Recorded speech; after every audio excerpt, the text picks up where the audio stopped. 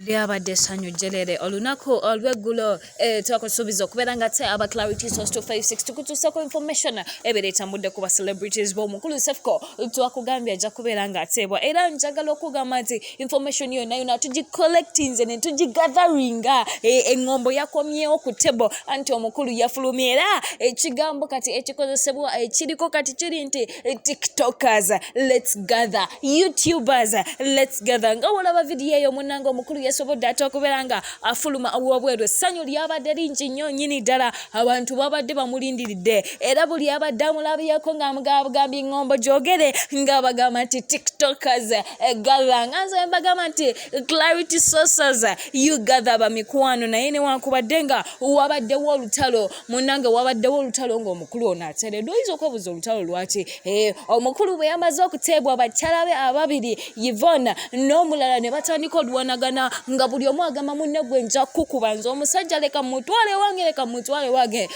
olutalo lwabadde lw'amaanyi nnyonyi ddala nga bw'olabaawo munnange bwe lyabeeredde ddala ife tetwogera byanjwanjo we talk with clarity nga olaba vidiyo eyo buli omu ng'agamba munne ngenda kukuba nze ngenda kukuba nga bw'obiraba mu vidiyo olutalo lubaluseewo wani omukyalo omutuufu alina osigaza omwami baabano bali babiri wano Yvonne Joey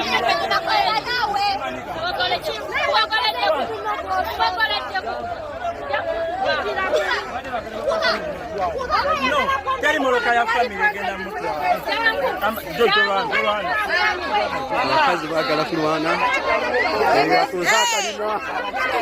abakyala nzakalinaako baaba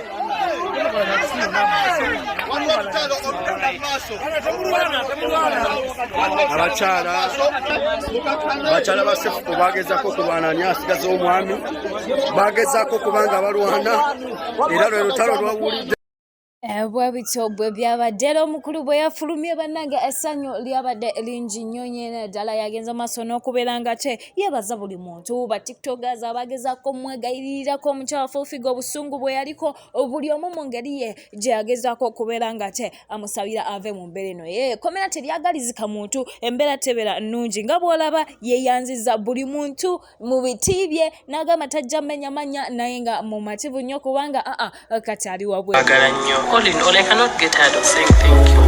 No matter it's about Jagala. Still, I will say thank you. But I will not get tired of giving you Lugambo. I will just polish, take it out farmer. But I will give you Lugambo because on Lugambo is where I eat. You guys want me to go back to Mochalo?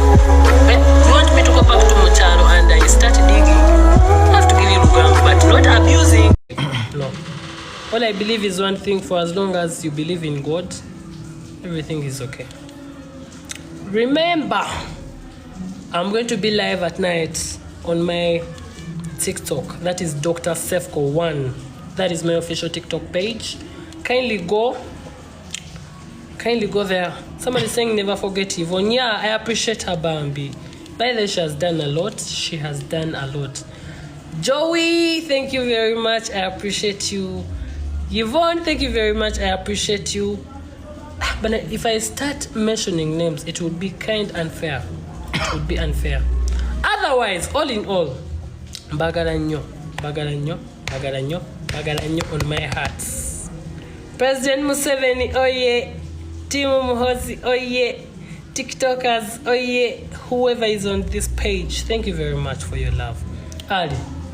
At least noba bakula bate bakula ababuzeeko kirisia people omukulu yayongedde okutegeeza munnaye nga bw'olaba bu vidiyo obwo nze twogera tukulagako kye twogerako munnaye n'agamba bannaye ag'amawulire go nina okugakola kubanga kwendya naye kyengendo kyusamu kwe kubeera nga te nvuma abantu kikyo yagambye etagenda kukiddamu kikola naye nga omukulu cephcho okulikayo mu mbeera eyo ffe tukwagaliza kisinga komawo bagambe nti tiktokers let them gather.